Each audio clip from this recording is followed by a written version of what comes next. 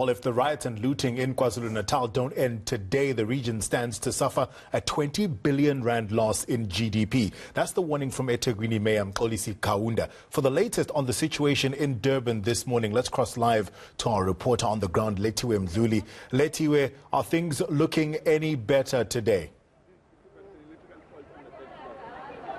Well, what I can tell you right now, as we're standing here, one of the buildings has also caught fire. It's been burning like this since Monday, and unfortunately this building houses students.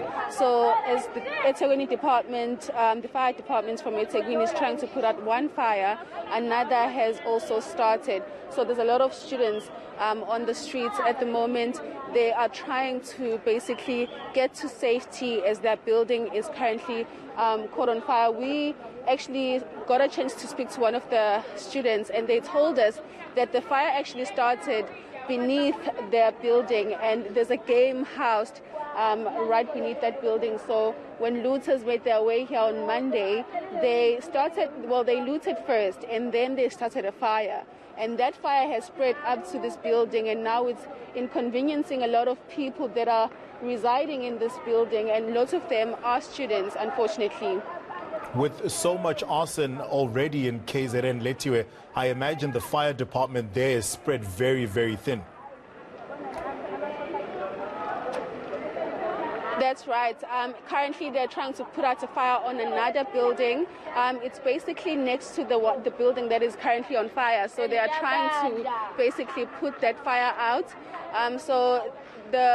They've been working overtime, basically, and I did have a chance to speak to them earlier, and they told me that they've been putting fires since Sunday. A lot of looters, what we've noticed is that they first loot the place and then they set it on fire. They also set fire to the warehouses that are on the N3 and also on Queen 90 Drive. That fire is still active, even though it's not as bad as it was on Tuesday, but it's still active as we speak. So these are also one of the buildings with the fire still active, and right now what you can see behind me are students who have basically come out because they're fearing for their lives and they wanted a place for safety. As I'm speaking to you, there's a cleanup operation that's also happening here on the Durban CBD. There's a lot of people who've come out through social media. They are trying to basically clean up the CBD after the looters destroyed the street, basically. Are the people who are coming out to try and get things back to normal safe? Are we seeing a lot of police presence on the streets of Durban today? Well, where we are, there's a lot of police presence. We have 2 vehicles at the moment. They're stationed here just keeping an eye, because when we were here yesterday, we noticed that looters, if they see a police van, they will disperse. But as soon as the police leave, they will then come back and try and loot again. We've seen it happening on South Coast Road as well this morning. Last night, the police and the members of the SANDF came out and they dispersed the crowd. But this morning, the crowd came back to fetch whatever they had looted from those warehouses. So at the moment, we are seeing police presence in the Durban CBD. But earlier on South Coast Road, there were no police vehicles in that area. Lethiwe, something that Annika and I have been wondering is something that you touched on a few minutes ago. The acts of arson we're seeing, and maybe you don't have an answer, but I'll ask you anyway.